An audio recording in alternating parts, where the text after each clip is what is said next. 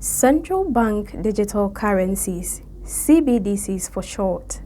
These are government-backed digital currencies. In other words, they are the digital versions of countries' fiat currency.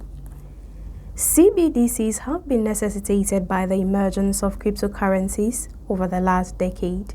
In 2009, the first digital currency, Bitcoin, was created by a mysterious programmer or programmers with the pseudonym Satoshi Nakamoto.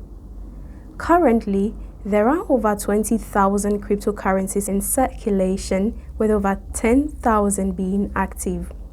Cryptocurrencies have eventually received acceptance globally, with more than 300 million users worldwide.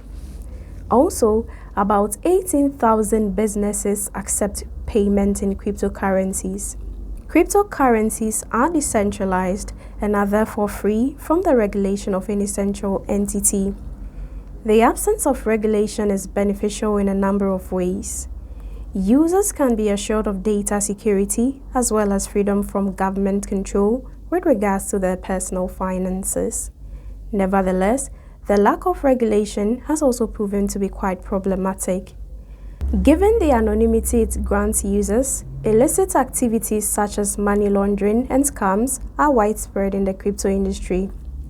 Governments have therefore begun to explore CBDCs as part of efforts to provide a more regulated, secure, and reliable way for trading, storing, and using digital currencies.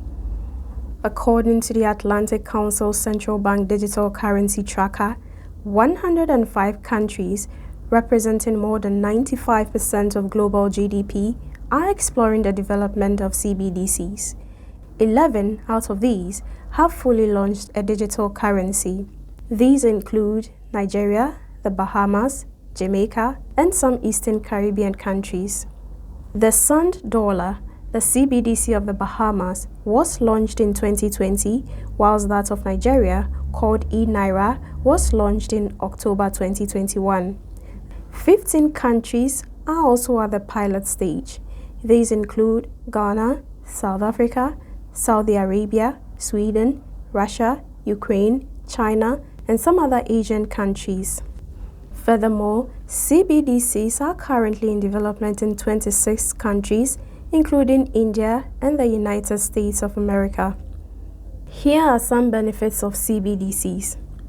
Unlike cryptos, which are highly volatile, CBDCs will provide users with a more stable and secure digital currency.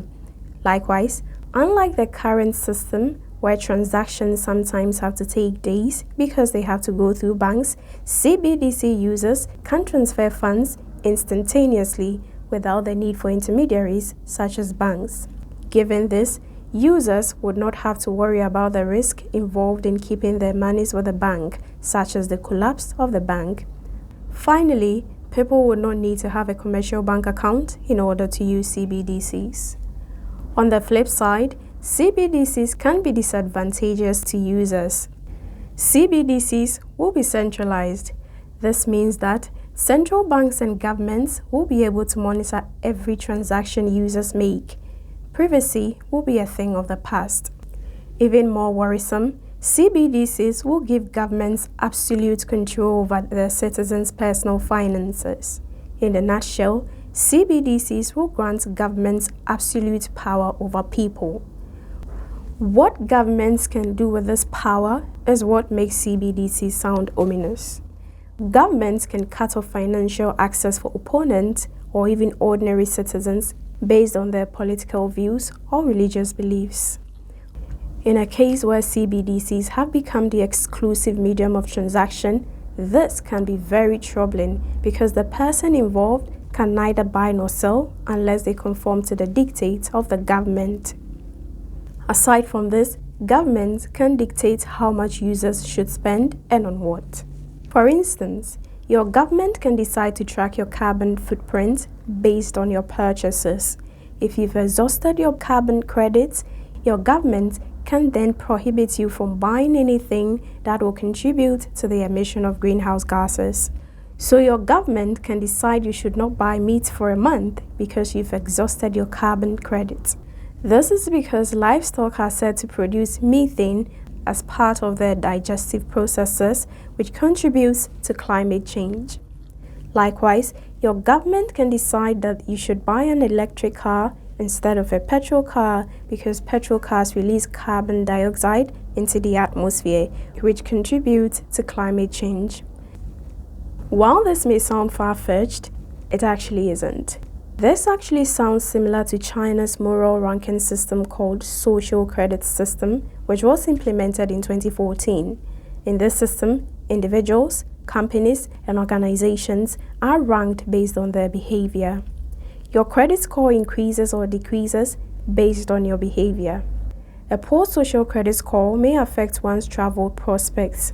For instance, in 2018, Chinese authorities banned people from purchasing flights 17.5 million times.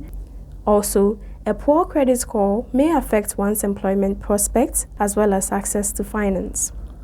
Because of these terrifying possibilities associated with CBDCs, many have expressed the fear that the CBDC system is just a fast way to lose one's freedom and autonomy in society. In summary, CBDCs sound very appealing as they are expected to bring some form of regulation and stability into the digital currency space. Yet, one cannot help but ask, could the CBDC system just be a Trojan horse? Tell us what you think in the comment section below.